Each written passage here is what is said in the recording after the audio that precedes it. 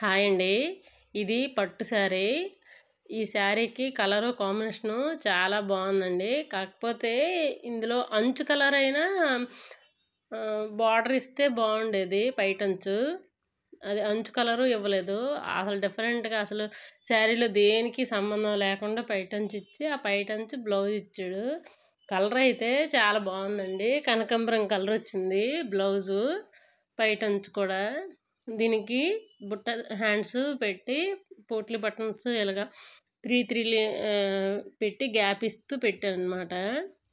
చాలా పైపింగ్ కూడా వేశాను. చాలా బాగా వచ్చింది బ్లౌజ్ అయితే. లుక్ అయితే ఎలా ఉంటుందో అనే శారీ బ్లౌజు అసలు చాలా బాగుందండి. కొన్ని శారీస్కి అంటే బ్లౌజులు ఇచ్చేటప్పుడు ఏంటి అసలు సంబంధం లేకుండా ఇచ్చాడు బ్లౌజ్ అన్నట్టు ఉంటుంది. కానీ మోడల్ స్టిచ్ చేసుకుంటే ఆ కలర్ కాంబినేషన్కి ఆ బ్లౌజులే సూపర్ హైలైట్ అయిపోతాయి అన్నమాట. అలా ఆ టైప్లో ఈ శారీ బ్లౌజ్ ఒకటి. ఇదైతే చాలా బాగుందండి. బ్లౌజు కలర్ కాంబినేషను అయితే సూపర్గా ఉందన్నమాట. ఇది హ్యాండ్ మోడల్ వీడియో అయితే నేను తీసానండి. బ్యాక్ మోడల్ అయితే తీయలేదు, టైం సరిపోలేదు నాకు అసలు. ఇది దీని కంటిన్యూషన్లో ఆ వీడియో వస్తుందండి. కలర్ కాంబినేషన్ అయితే చాలా బాగుంది. తక్కువ క్లాత్తో ఎలా చేయాలనేది ఆ వీడియోలో చూపించాను. దీని రన్నింగ్లోనే ఉంటుంది. అదైతే ఒక 3 రోజులు అయిపోయింది ఆడియో ఇచ్చేసి. ఇదైతే ఇప్పుడే చేస్తున్నాను. హ్యాండ్ మోడలు అంటే ఇన్ని రోజులు పెట్టే హ్యాండ్ మోడలు ఒక విధంగా ఉంటే ఇది కొంచెం డిఫరెంట్గా ఉంటుందండి. కొత్త వాళ్ళు కూడా ఈజీగా నేర్చుకునేటట్టు ఉంటుంది హ్యాండ్ మోడల్ అనేది. ఇలా ప్రిల్స్ పెట్టేటప్పుడు మనకి క్లాత్ తక్కువగా ఉండేటప్పుడు కొన్నిసార్లు కొన్ని క్లాతులు ఎలా వస్తాయంటే అంచు అనేది ఎక్కువ ఇచ్చేస్తాడు. మెయిన్ పార్ట్ అనేది మనకి మధ్యలో ఉండే ఏ కలర్ అయితే మనకు కావాలో ఆ పార్ట్ అనేది తక్కువగా ఇస్తాడు కదా. అలాంటప్పుడు ఇలాంటి హ్యాండ్స్ పెట్టాలి అంటే ఎలా చేయాలి అనేది ఈ పీస్లో ఏంటంటే నేను పోట్లీ బటన్స్ కోసం కూడా నేను పీస్ తీసాను. ఆల్రెడీ అంచు కూడా ఇచ్చాడు. అందుకు అంచు అనేది చంకలోకి వెళ్ళేటట్టు మనకి ఎలాగ 2 ఇంచెస్ ఎక్సెస్ అనేది మనకు కావాలి కదా. అందుకని నేను ఆ అంచుని చంక లోపలికి పెట్టుకొని ఈ మిగతా పీసులో ఇంకా ఒక 10 ఇంచెస్ వరకు నేను తీసేసాను పోట్లీ బటన్స్ కోసం. తీసేసి మళ్ళీ అంచుని జాయింట్ చేసి ఇలాగా ప్రిల్స్ పెడుతున్నానండి. ఇలా ప్రిల్స్ పెట్టేటప్పుడు మనకి ఎక్కువగా ప్రిల్స్ కావాలి, ప్లస్ లుక్ అనేది పాతగా మనకి చూపించే కస్టమర్ ఎక్కువ ప్రిల్స్ కావాలని గట్రా కోరుకున్న వాళ్ళు అయితే ఇలా చేసుకున్నారనుకోండి. చిన్న చిన్న ప్రిల్స్ అనమాట. చూసారా నేను ఎలా పెడతాను. ప్రీవియస్ వీడియోస్కి అయితే నేను మోడల్ అయితే ఇలాగే ఉంటుంది, కానీ అడ్జస్ట్మెంట్లు ఏమీ లేవన్నమాట. వాటిలో తక్కువ క్లాత్తో కూడా ఎంత ఈజీగా పెట్టుకోవచ్చు అనేది ఈ మోడల్లో నేను చూపిస్తున్నాను. కొత్తగా నేర్చుకునే వాళ్ళకి గట్రా మంచి బెనిఫిట్ ఉంటుంది దీనివల్ల. అదిగోండి, మనం ఫస్టే డాట్లో మనకి ఎంత కావాలనేది డాట్స్ పెట్టుకొని వేసుకున్నాం అనుకోండి, అది క్లియర్గా నీట్గా ఉంటుంది. తర్వాత ఏంటంటే ముందు వీడియోస్లో నేను దీన్ని జాయింట్ చేసేటప్పుడు లైనింగ్కి మాత్రం జాయింట్ చేసేదాన్ని.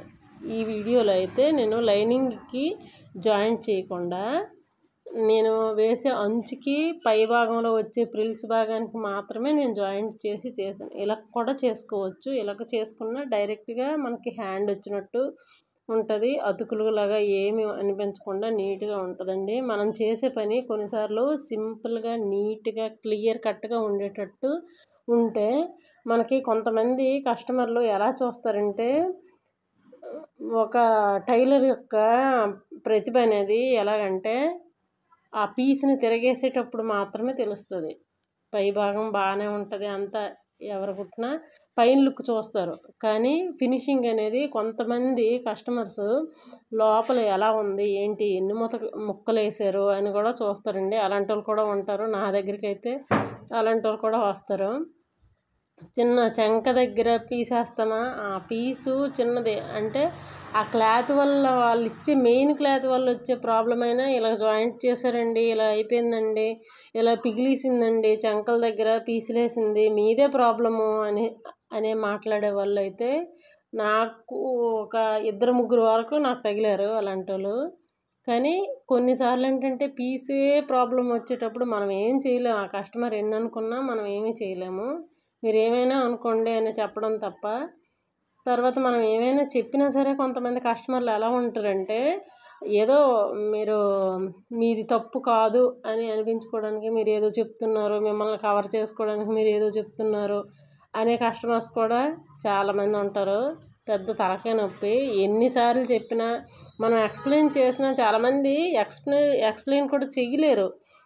కానీ నేనైతే చాలా వరకు ఇలా చేయడం వల్ల ఇలాగొచ్చిందండి అని చెప్పినా సరే కొంతమంది ఎందుకో అసలు అర్థం చేసుకోరు. మనం చెప్పే ధోరణి అలా ఎంత మంచిగా మనం చెప్పనివ్వండి, వాళ్ళు చెప్పేది అచ్చా మీరే ఏదో పొరపాటు చేశారు వాళ్ళకి తిరిగిపోయినా సరే, అంటే సూదిలో దారం ఎక్కించడం రాయనలు కూడా టైలర్దే తప్పు అంటారు. అది ఎందుకంటారో వాళ్ళకి తెలుసో లేదో కానీ నాకైతే అస్సలు అర్థం కాదు. ఎంత ఎక్స్ప్లెయిన్ చేసినా ఆ కంప్లైంట్స్ అనేవి అలాగా తెస్తూనే ఉంటారు. ఏదో చిన్న దారం పోగు బయటకు కనిపించిందన్నా అదొక కంప్లైంట్.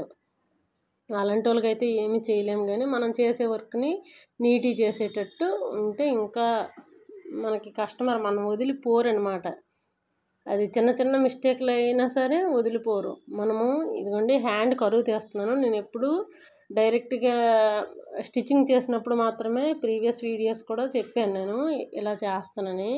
ఇదిగోండి కరువు స్కేల్ అనేది మీ దగ్గర రౌండ్ స్కేల్ ఉంటే ఇలా పెట్టుకున్నారనుకో, ఆ కరువు అనేది చుంచులు కూడా రాదు, చెంక దగ్గర నీట్గా వస్తుంది. నేను 1/2 ఇంచు లోపలికి తీసేది కూడా చూడండి నేను కరువు స్కేల్తో ఎలా తీసాను అనేది.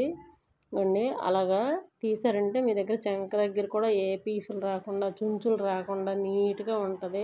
మీరు ఎనీ మోడల్ కుట్టండి, అది ఏ మోడల్ అయినా సరే మోడల్ అంతా అయిన తర్వాత మీరు కరువు స్కేల్తో అలా చేసుకుంటే లుక్ అనేది చాలా బాగుంటుంది. చుంచులు గట్రా ఉండవు. మీకు నచ్చిందని అనుకుంటున్నాను.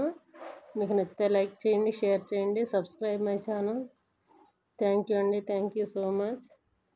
ఇలాంటి మోడల్స్ మీరు స్టిచ్ చేసేటప్పుడు హ్యాపీగా ఈజీగా మీరు స్టిచ్ చేసుకోవచ్చు. నా వీడియో మీకు నచ్చినట్లయితే సపోర్ట్ చేయండి.